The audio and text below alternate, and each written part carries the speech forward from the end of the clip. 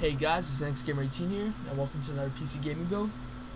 This video's budget is $600, and the prices will change over time, obviously. It's not going to be as drastic as before. It's only going to be like a $20 difference, possibly around there. Anyways, so without the rebates, it's $605, and with the rebates, it's $580. So let's get started. For the CPU, I went with the $110 AMD FX 4300 3.8 gigahertz processor.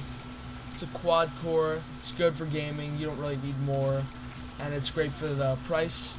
$600 build, $110 processor. That's good enough. For the RAM, I went the $56 PNY XLR8, 8GB RAM. It's DDR3, obviously. It's clocked at 1600 megahertz. Its latency is 99924, I think, which is pretty good. That's all you need for gaming is really 8GB, unless you're going to render, and even then 8GB should be fine unless you're going to do some really intense rendering. For the GPU, I went the $180 MSI N660 Gaming GeForce GTX 660 2GB card, and that's a really good card for gaming. It's great if you just want like 60 FPS on like pretty much every game, 1080p.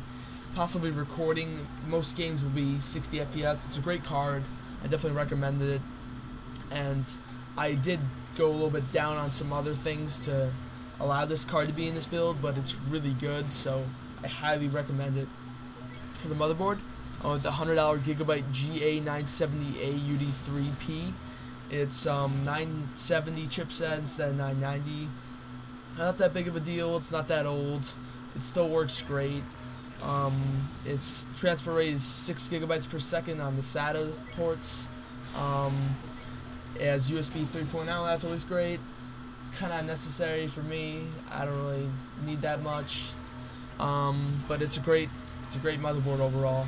For the hard drive, I want the $50 Seagate Barracuda. It's 500 gigabytes. That's enough for me. For gaming wise, most games you can get like 40 games, 50 games on that, and still have enough for the operating system, pictures, etc. 500 gigabytes is enough, and you can upgrade it later on. You can always get an external hard drive for like your photos and whatnot, and that kind of stuff. But 500 gigabytes is a lot. For the case, I went with the $29 Topower TP620 8BB black mid tower case. It's regularly like $45, I think, which is like a $16 sale. Pretty cheap case. Looks pretty good. You don't really need much for a $600 build. You don't need no like NZXT Phantom case. You don't need that. For the DVD drive, this isn't necessary, but I would recommend you get this to install the utilities, drivers, etc. The stuff that goes on that you have to install once you boot your computer up. Because it's not 100% guaranteed that you will be able to boot it up successfully and like fully functionally use it without the drivers. You most likely won't be able to, so I wouldn't try it. And I'd get a CD drive. So I went with the LG internal super multi-drive. You know, just writing CDs. I don't really know much specs about the CDs. You know, it's nothing big. For the PSU, I went with 3 different choices.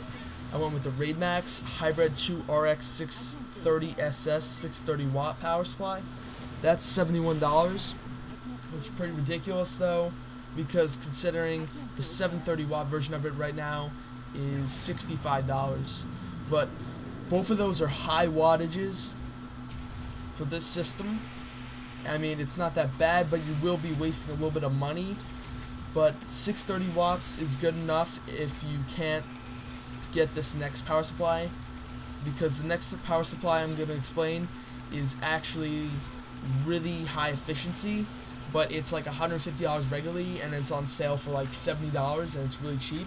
It's a 550 watt power supply. It's a Roswell Fortress, and it's platinum, which means that has high efficiency. It's great, and if you can snag this while you can, I would definitely. It's freaking great. Yeah, and that's pretty much it, guys. Thanks for watching.